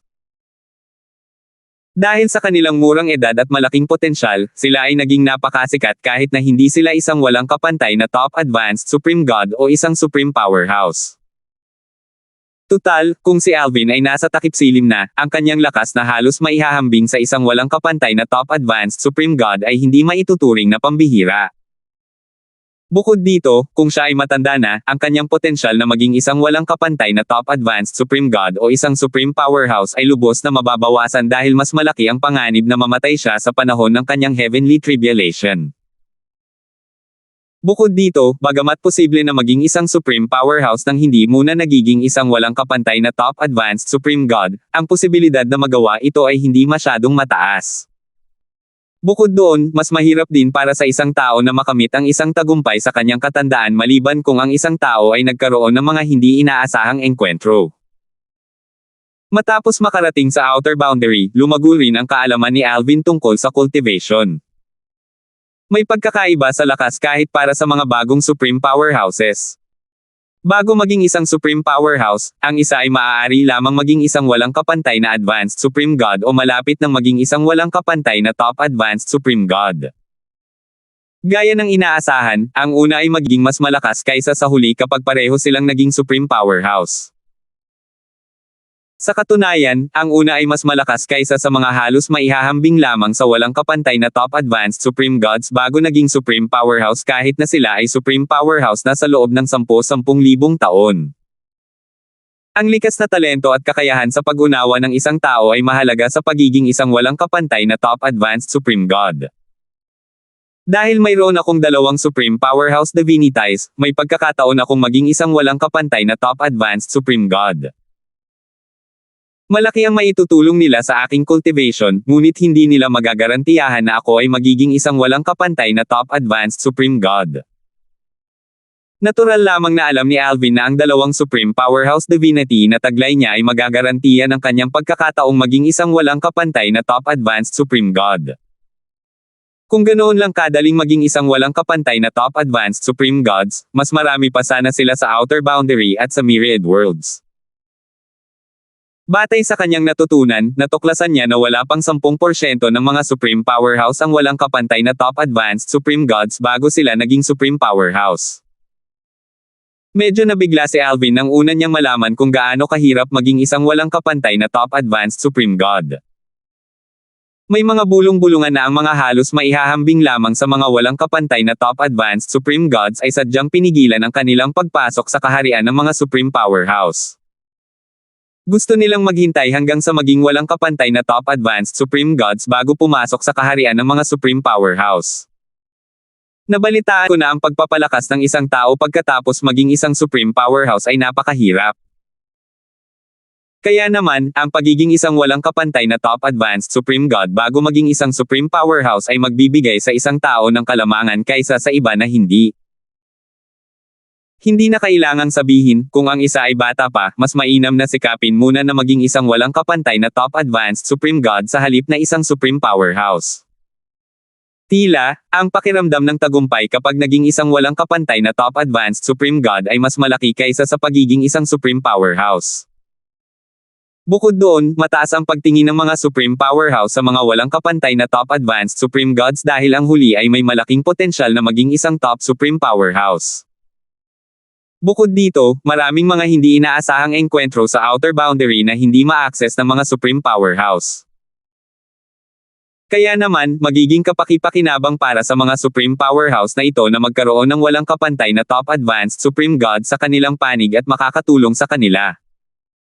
Sa panahong ito, si Alvin ay puno ng ambisyon na maging isang walang kapantay na pinakamataas na abanteng kataas-taasang Diyos. Ang ideya ay matatag na nag-ugat sa kanyang isipan kaya't pakiramdam niya ay palagi siyang pinapaalalahanan na linangin at lumakas hanggang sa siya ay maging isang walang kapantay na pinakamataas na abanteng kataas-taasang Diyos. Si Octavius ay isa ng Supreme Powerhouse matapos siyang sapian ng taong iyon mula sa Soul Imprisonment Clan. Gayunpaman, ayon sa ninuno ng Sia Clan, isa lamang siyang ordinaryong Supreme Powerhouse. Kung magiging Supreme Powerhouse ako nang hindi muna nagiging isang walang kapantay na top advanced Supreme God, maaaring hindi ako mas malakas kaysa sa kanya. Sa oras na iyon, mahihirapan akong pilitin siyang palayain si Kelly. Naging malungkot ang ekspresyon ni Alvin nang maisip niya ang kanyang asawang si Kelly. Natural lamang na hindi niya nakalimutan ang kanyang layunin sa pagpunta sa Outer Boundary. Kahit na maging isang walang kapantay na top advanced Supreme God ako, matatagalan pa bago ako maging isang Supreme Powerhouse. Gayunpaman, kapag naging isang walang kapantay na top advanced Supreme God ako, maaaring may lumapit sa akin na ilang Supreme Powerhouse. Sa oras na iyon, maaaring makipagkasundo ako sa kanila. Hihilingin ko sa kanila na hulihin si Octavius at pilitin siyang palayain si Kelly. Gamit iyon, iligtas ko si Kelly bago ako maging isang Supreme Powerhouse. May posibilidad na ang mga nangungunang powerhouse sa Outer Boundary o sa Myriad Worlds mismo ang makakapaglabas kay Kelly mula sa teknik na ito. Maaaring hindi na kailangang hulihin si Octavius. Ang isang miyembro ng Soul Imprisonment Clan na mas malakas kaysa kay Octavius ay madaling makakapaglaya kay Kelly. Nagliwanag ang mga mata ni Alvin nang maisip niya ito. Mariin niyang naikuyom ang kanyang mga kamay habang ang kanyang mga mata ay nagniningning sa determinasyon na maging isang walang kapantay na pinakamataas na abanteng kataas-taasang Diyos upang mailigtas niya si Kelly. 4,418 Nakatayo si Alvin nang walang kibo sa gilid ng kalye, nawawala sa kanyang mga iniisip. Ang kanyang gwapong anyo at pambihirang tindig ay natural na nakakuha ng atensyon ng maraming dumadaan, ngunit walang nang ahas na lumapit sa kanya. Kung tutuusin, sa kanilang palagay, malamang na mayroon siyang pambihirang pinagmulan. Bukod dito, malinaw na abala siya sa sandaling ito, at kung iistorbohin nila siya, maaaring masaktan siya. Kasabay nito, isang dalaga at isang matandang babae ang naglalakad sa iisang kalye. Lola, sa tingin mo ba ay handa na talagang magpakasal si Lucille? Tanong ni Cindy. Kahit kalahating buwan na ang lumipas, nagdududa pa rin siya. Binibini, buntong hininga ng matandang babae, mahalaga ba? Sa anumang kaso, walang anumang kakaiba sa kilos ni Binibining Lucille kaya malamang na handa siyang pakasalan ang lalaking iyon. Kahit na ayaw niya, nakapagdesisyon na siya. Maaaring hindi ko siya kilala ng kasing husay mo, ngunit alam kong napakatatag niya kahit na mukhang mahinahon at maamo siya. Dapat mong sundin ang kanyang mga kagustuhan at huwag siyang guluhin ng gulo. Natahimik si Cindy habang pinag-iisipan ang mga sinabi ng matandang babae. Maya-maya, biglang natuon ang kanyang mga mata sa isang pamilyar na figure sa gilid ng kalye. Siya yan. Nakilala agad ni Cindy ang misteryosong binata na nagligtas sa kanya noon. Dati, plano niyang hilingin sa angkan ng Wang na imbestigahan ang pagkakakilanlan nito, ngunit nakalimutan niya ito dahil sa problema ni Lucille. Kasabay nito, bulalas ng matandang babae, Binibini, siya ang ating tagapagligtas. Nakilala rin ng matandang babae si Alvin. Bahagyang may bahid ng pasasalamat at paggalang ang makikita sa mga mata nito nang tumingin ito sa kanya. Tutal, mas malakas ito kaysa sa kanya kahit na mas bata pa ito sa kanya. Hindi pa nga siya 10,000 taong gulang, ngunit halos maihahambing na siya sa isang walang kapantay na kataas-taasang Diyos. Ang ganitong tao ay walang katulad sa kasaysayan ng banal na kaharian ng buhangin. Nang makita ang blankong ekspresyon sa mukha ni Alvin, napaisip si Cindy, nakatanggap ba siya ng kaunting kaliwanagan tungkol sa kanyang cultivation.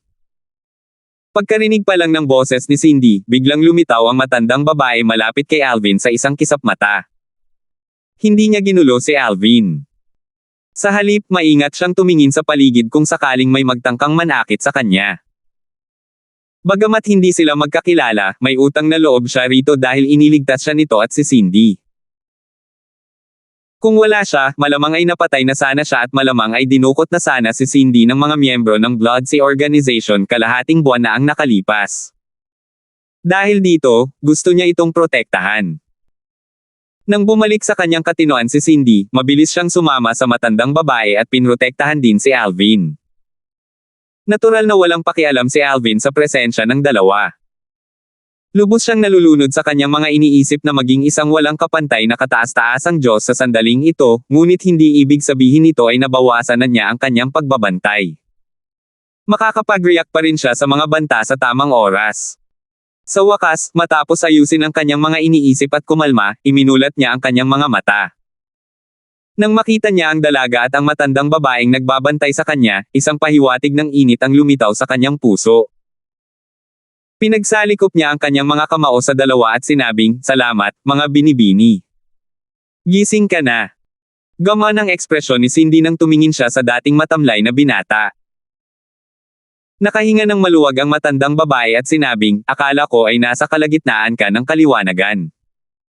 Parang wala lang ang pinag-alala natin." Base sa mga kilos ni Alvin, linaw sa matandang babae na hindi nagpapabiye si Alvin at alam pa rin niya ang kanyang paligid. Sa anumang kaso, gusto ko pa ring pasalamatan kayong dalawa, sabi ni Alvin nang may ngiti na sumasalungat sa dati niyang pagwawalang bahala.